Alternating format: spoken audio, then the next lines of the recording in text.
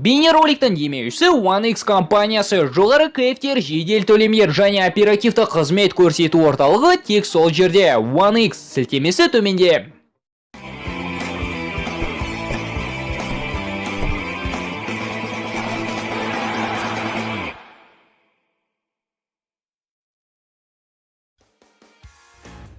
АПЛ биылғы маусымды тоқтатып, Ливерпульдің чемпиондығын мойындауға ниетті. Роналду өзіне тиесілі қонақ үйлерін тегін аурухана ретінде қамтамасыз ететін болды.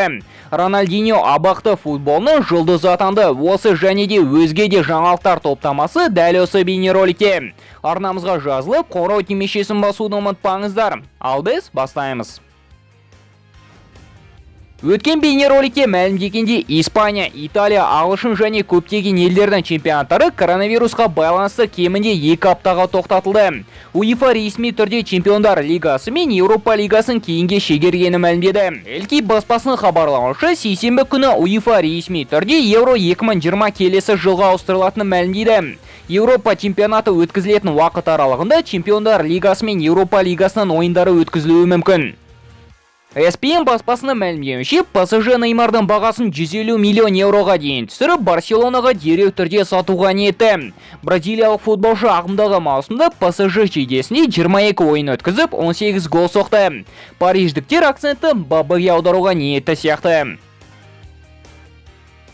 АС баспасының мәлімдеуінше, Луис Суарес сәуір айының соңына қарай жарақатынан айығуы мүмкін. Еске салайық, уругвайлық футболшы жыл басында ауыр жарақат алып, кемінде 4 айға қатардан кеткен еді. Алайда соңғы жаңалықтарға қарағанда демалыс әлі бірнеше айға созылатын сияқты.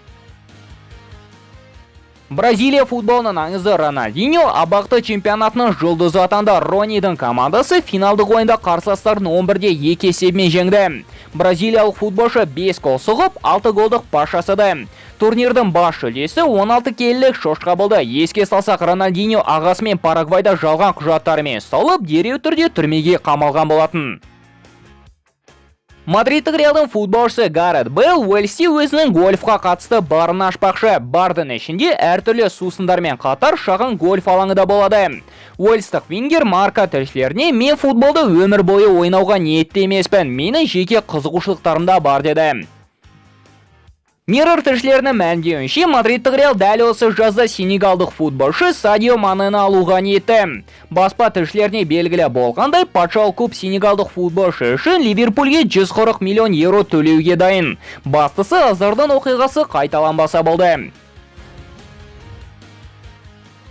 Бірнеше күн бұрын Ағылшын футбол федерациясы маусымда осымен тоқтатып чемпиондық жүлдені Ливерпульге беруге ниетті екенін білдірді. Бұндай шешімге Тоттенхэмнен, Вест Хэмнен басқа барлық клубтар келісті.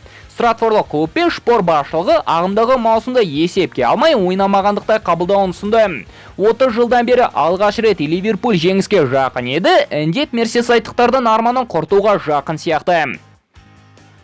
Туриндік Ювентустың футболшысы Криштиану Роналду Португалиядағы қонақ үйлерін коронавируспен күресетін ауруханалар ретінде қамтамасыз ететін болды. Португалдық футболшы дәрігерлер мен жұмыскерлерге жеке өзі жалақы төлеуге де ниетті. Криштиан амалын құрмет тұтсаң, лайк басуды ұмытпа.